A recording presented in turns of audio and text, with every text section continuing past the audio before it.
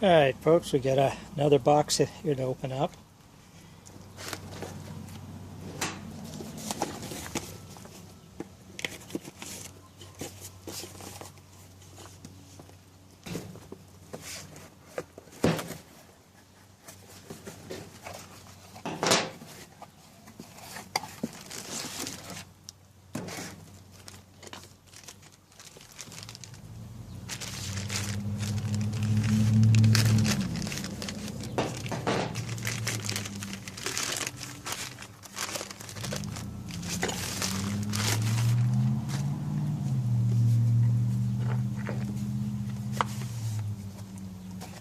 And it's another trail camera.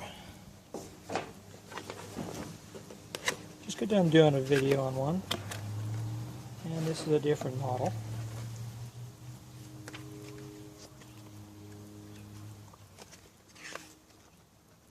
It's with quick start type manual and full in-depth manual.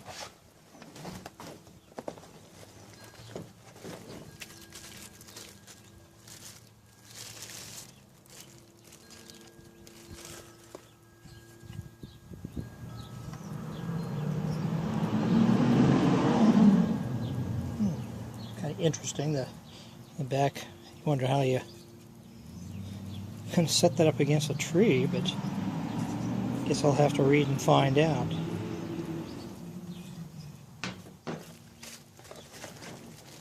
Comes with the TV cable and the cable for the computer.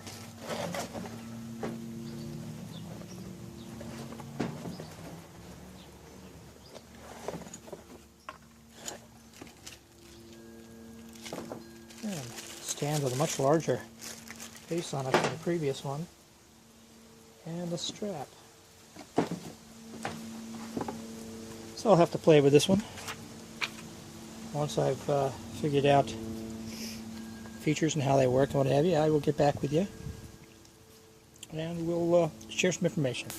Alright folks, let's have a look at this thing.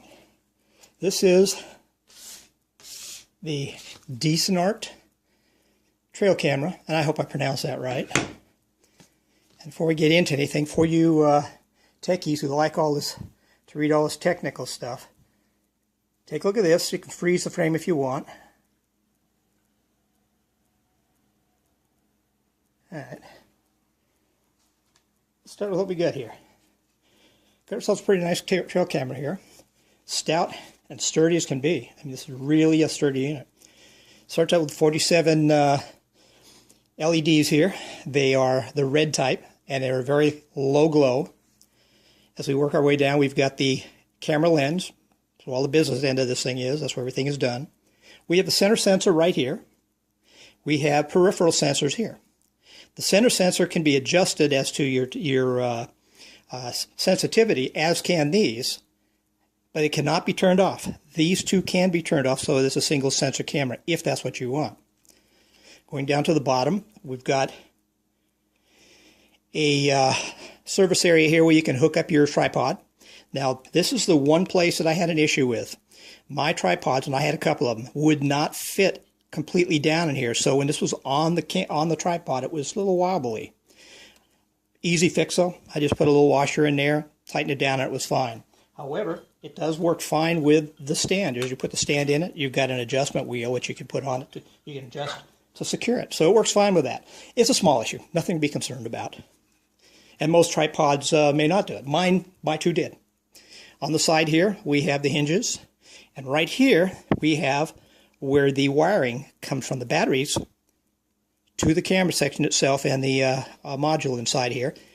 The wires are not seen in any way, shape, or form, so there's not a chance of you getting them fouled up and broken. On the side here, we got a little clip. That clip is for your auxiliary power supply, which goes into this little rubber port here. Just cut my nails, so it's a little hard to get it out.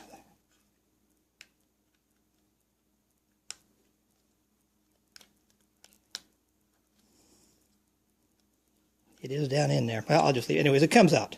This thing will slide out, and you can plug your power supply into it. Which I hadn't cut my nails last night. Power supply does not come with it. You will have to supply your own. I happen to find a couple of them in my old discards. When I toss a machine out or a device that doesn't work, I keep power supplies. I found a couple that worked in it just fine. On the side here, we have 2 over-centering clasps that clasp very nicely. Very secure. On the back side, we have the mount where you mount it against the tree or pole or wherever you're going to mount it. Now, initially, I was thinking, well, you know, this is a rocking horse here. How are you going to mount that on a tree? But in the end, I found that with the conventional type mount, you would have to move it down, stick a stick behind it to keep it aimed. With this here, you rotate it to where you want, then you pick the spot where you want to put your tie down on it to you anchor it in place. You can also put something behind it if you want, but you can do that with this device and not have to worry about finding a stick to stick in there. In the front here, also, there are 2 LEDs here. One is red, one is blue. What those are for is for this sensors. When you set this thing up and you have it in a test mode, and you want to see if the camera is responding to the location you're at and where the camera, as opposed to where the camera is, this main sensor will cause the top one to light red, and it'll flicker on and off as you go in and out of range. The bottom one is going to be blue, which would be for the peripheral sensors. So you can easily see if you're actually in range and not have to worry about coming back and finding that, oh my goodness, I didn't have this where I needed it to be. On the side here, we have a clasp where you can put a padlock. As we move inside, there's a battery compartment here. Battery compartment takes 8 batteries. Will operate on 4. You can have 4 here or just have the 4 up here. Doesn't matter which end you have it in, but it'll work on the 4. The reason for the 8? To increase the life of the batteries. Calls for 8 hours in the static condition, or not 8 hours, but 8 months in a static condition. So in other words, you set this thing up and nothing's going on, no pictures taken, it should last for 8 months. You know, I don't want to see it last for 8 months. If I put one of these things up, I want it to work. So it's working, it's going to start taking away from the battery life. And that's what you want. But they say it'll go 8 months. I'm never going to find out because I'm not going to ever have it up where it won't get used. We have a screen here that's a little shallow of 2.5 inches across from corner to corner. You have a keyboard here to operate it. On the bottom here, we have the SD card slot. The SD card does not come with this particular device, but slides right in as any will. Next, we have the mini connector support for either of these cables, one for the TV or the one hooked into your computer. And you can run this thing directly on the TV or directly on a computer. With the computer, you can go in and pull the stuff out of this like you could your cell phone if you hooked it up to it. Next to it is a switch. It's a 3-position switch. The 3-position switch is to the left is off. In the center is test, what they call test, which basically is your adjustment mode. And you can see there's the visual picture through here. It does come in color, and in the evening in dark it'll be black and white. And then to the right here will give you the operation mode. It does have a timer and will time out after 15 seconds when you put it in the operational mode. So you get 15 seconds to get this set up, closed up, and ready to go.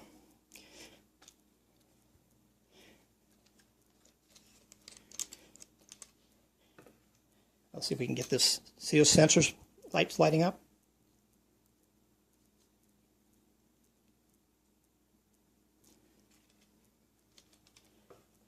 Now, I took some pictures with this, and I'm going to insert them here in the review. And it'll be a daylight thing, and I also have a nighttime one. So I'm going to insert those in at this point, and then I'll get back and we'll go through some of the steps on operating the item here, and we'll finish it off.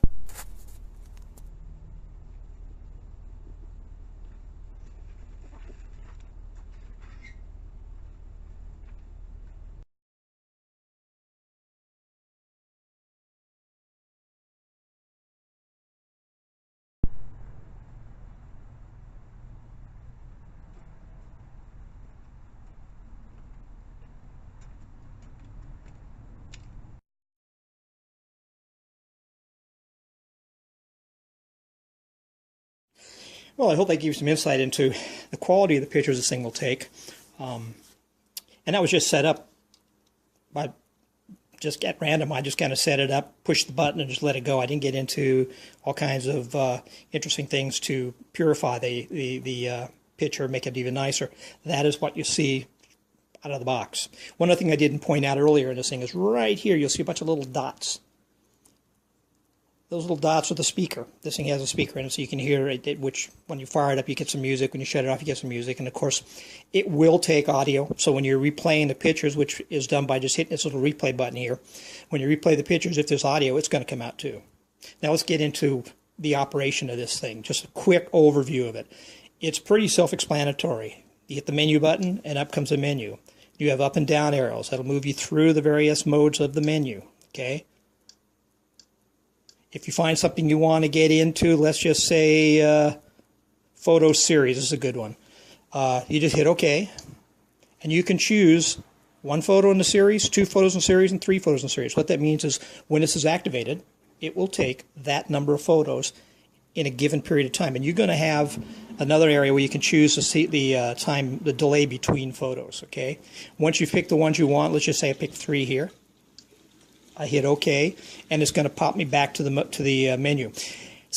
On some of these choices, you'll have multi-choices, and you will have to hit menu to go back to menu. So if you hit OK, you get what you want, but it doesn't go back to menu. Just hit the menu button to take you right back to where you were when you started.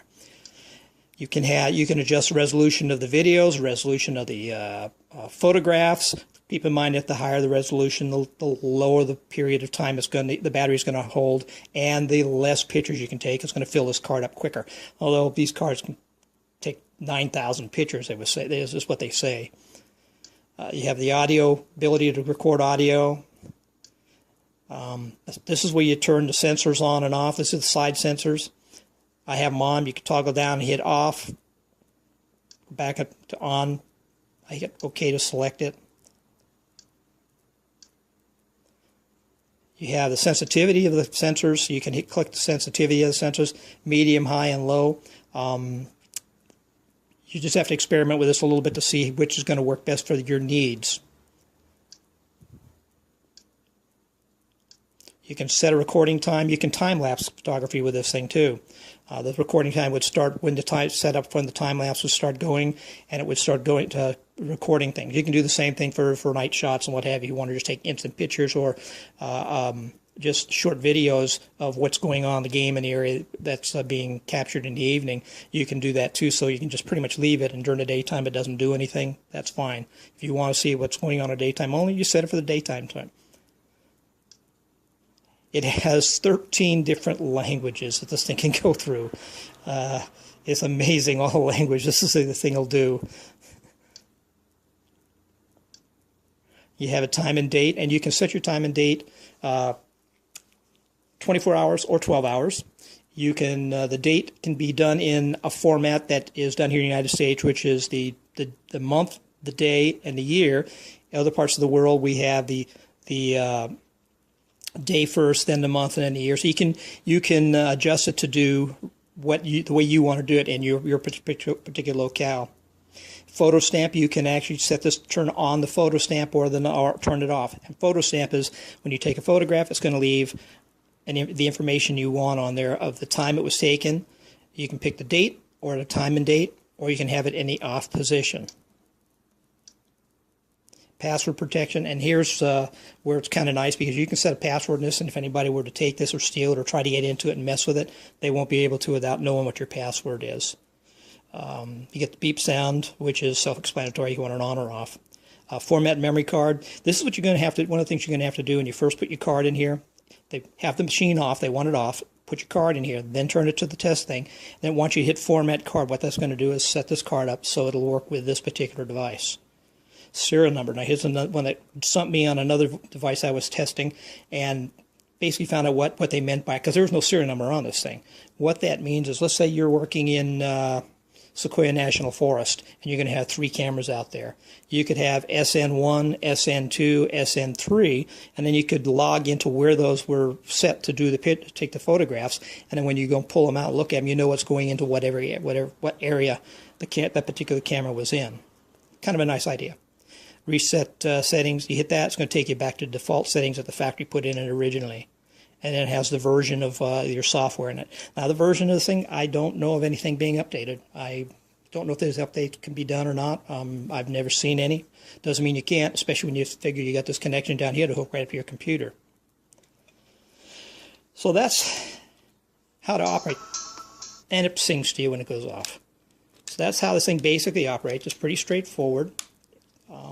Very, very simple. It comes with these manuals, and if you get any questions, they're going to be in there step by step of what to do. But most of us guys don't like looking at manuals, and neither did I. And I set this thing up, got it to work perfectly without looking at much in the way of the manuals. It's pretty simple, which is really what's nice about it. My final thoughts on it would be that it's a fun, nice device at a reasonable price. It does the things you want it to do, and it does them very well. It doesn't have a lot of super bells and whistles, although it has a few where you can control the time, set the times, have it come on and off and work when you want it to work. You can do the various types of photographs that I have just described on you, time delay photographs, that kind of stuff. It has what you're going to need to do when you're going camping. If you're going hunting, hunters will love this type of thing. It's pretty much everything there, with the exception of you don't get batteries with it. You don't get the SD card with it. And if you want the power pack on the bottom, you'll have to supply your own. I can't see a reason even wanting the power pack or even needing it. But it's there if you do want it. Okay? Well, I hope you found this informative. And if you got any questions, please be sure to ask. Thank you for watching.